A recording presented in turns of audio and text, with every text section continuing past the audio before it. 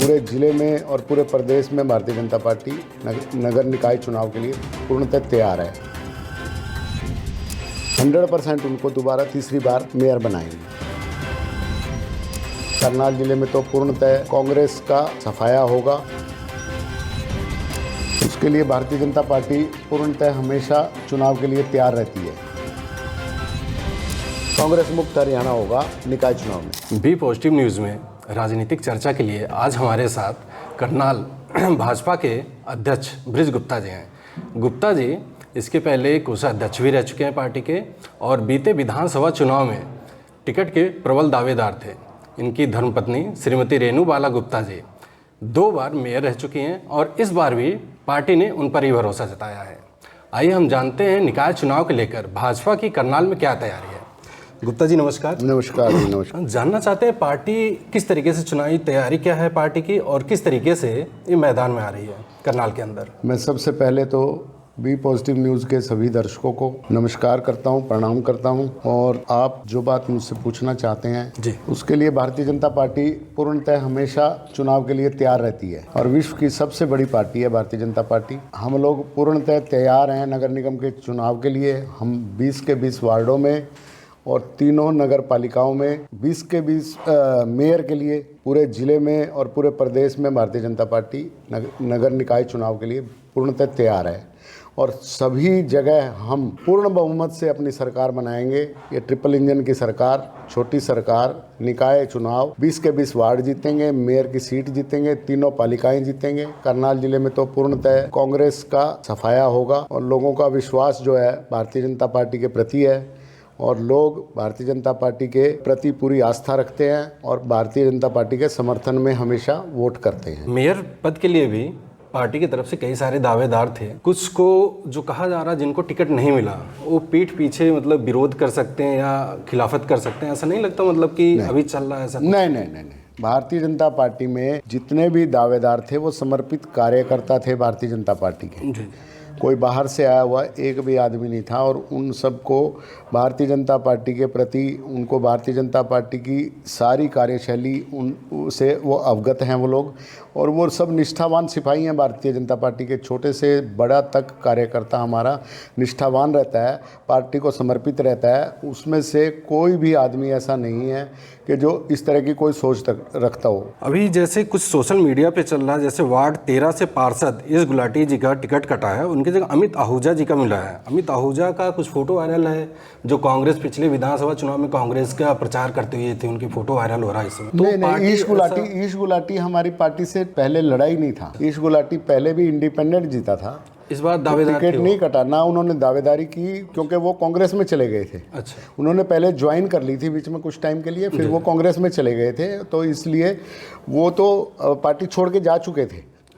और अब जो आप कह रहे हो अमित आहूजा का फोटो देखो, चुनाव के दिनों में ना इस तरह की चर्चाएं होती रहती हैं जी। और जो आदमी मान लो सुर्खियों में तो जब ही रहता है ना आदमी, अगर वो नेता होता है तो नेता है तो सुर्खियों में रहेगा। जी। अच्छा, वार्ड 2 में भी आरती कंबोज है, उनका भी कुछ फोटो वीडियो वायरल हो रहा है जिसमें वो मतलब कि पोस्टर वगैरह पार्टी का फाड़ते हुए नजर आ रहे हैं। वो मीडिया वगैरह को बुला के भी बयान भी दिया उन्होंने। देखो वो ना ऐसा है, अभी उसके बारे में मैं कुछ कह नहीं सकता, ना मैंने देखा है ये, क्योंकि इस तरह के कार्यकर्ता हो सकता है मुझे नए आवेदक हों, मुझे नहीं लगता कि वो किसी पद पे रहे हों भारतीय जनता पार्टी के। जी। अच्छा, जैसे जो नाराज हैं, क्योंकि सबको टिकट पार्टी दे नहीं सकती और ना ही सबको मिल सकता है, जो नाराज है उनको मनाने के लिए पार्टी क्या किस स्तर पे काम कर रही है, किस तरीके से काम करेगी? जो हमारे निष्ठावान कार्यकर्ता हैं, जो पुराने कार्यकर्ता हैं, जो भारतीय जनता पार्टी से लगातार काफ़ी लंबे से जुड़े हुए हैं जी, वो लोग तो कोई नाराज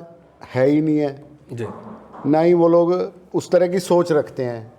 और 156 आवेदक थे हमारे पास जी, और 17 आवेदक थे मेयर के लिए और 156 थे पार्षद के लिए। जी। अब 156 में से मिलनी तो 20 लोगों को थी जी, और 17 में से भी 1 लोग को मिलनी थी।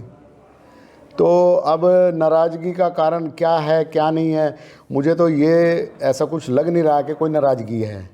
और किसी ने अगर इस तरह का किया है तो हो सकता है वो कोई नया, जिसको भारतीय जनता पार्टी की रीति नीति का नहीं पता होगा, उसको भारतीय जनता पार्टी के सिस्टम का नहीं पता होगा, तो हो सकता है कोई भावुक हो गया होगा। स्वाभाविक है कि कई बार आदमी मन के लगा लेता है, जो चाहे उसने 15 दिन सिर्फ आवेदन देने के टाइम से लेके और आज तक या 10 दिन में ही भारतीय जनता पार्टी के कार्यालय में आया हो, मगर वो अपना हक समझ के बैठ जाते हैं लोग कि भाई हमारा हक है पार्टी में। कांग्रेस को आप कहाँ देखते हैं कि करनाल में किस स्तर पे आपको या पार्टी को टक्कर, भाजपा को टक्कर दे सकती कांग्रेस यहाँ पर? मुझे तो नहीं लगता ऐसा कुछ कि कोई टक्कर होगी या कोई मुकाबला होगा। मुझे तो ऐसा भी नहीं लगता कि शायद उनके पास कोई, वो तो घर घर जा रहे हैं। जिन लोगों को हमारी पार्टी की टिकट नहीं मिली वो उनको भी अप्रोच कर रहे हैं कि आप हमारे पास आ जाओ, हमारे पास आ जाओ, हमारे पास आ जाओ। लगातार मुझे ऐसे कार्यकर्ताओं के फ़ोन आ रहे हैं कि भाई कांग्रेस वाले हमारे को बार बार फ़ोन कर रहे हैं, हम उनका फ़ोन भी नहीं उठा रहे हैं। तो वो मुझे नहीं लगता कि कांग्रेस पार्टी का यहाँ कोई जनाधार है। कांग्रेस को तो बिल्कुल ही लोगों ने, जैसे पहले ये कहा गया था कि जनता की आवाज़ थी कि कांग्रेस मुक्त भारत होगा। मैं आपको निकाय चुनाव में ये गारंटी करता हूँ कि हरियाणा में कांग्रेस मुक्त हरियाणा होगा निकाय चुनाव में।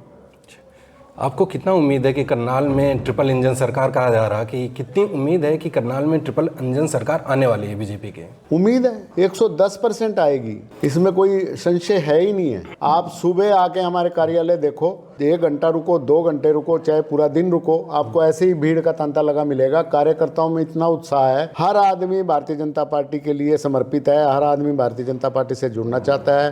क्योंकि भारतीय जनता पार्टी ने पिछले 10 साल में माननीय मनोहर लाल जी के कार्यकाल में जो काम हरियाणा में हुए हैं, और उसके बाद अब जो हमारे यशस्वी मुख्यमंत्री हैं श्री नायब सिंह सैनी जी, उनके नेतृत्व में जो सरकार चल रही है हरियाणा की, और देश की जो सरकार माननीय हमारे प्रधानमंत्री नरेंद्र मोदी जी के नेतृत्व में चल रही है, पूरा विश्व लोहा मान रहा है इस बात को। आज विश्व में मोदी जी के नाम का डंका बज रहा है। आपने अभी देखा होगा अमेरिका में मोदी जी गए थे तो कितना बड़ा स्वागत उनका हुआ है। ट्रंप जैसे आदमी ने उनका कितना सम्मान किया है। फ्रांस गए थे तो वहाँ कितना सम्मान किया है। किसी भी देश में मोदी जी जाते हैं तो आप उस बात से अंदाज़ा लगा लो कि भारत का गौरव कितना बड़ा है।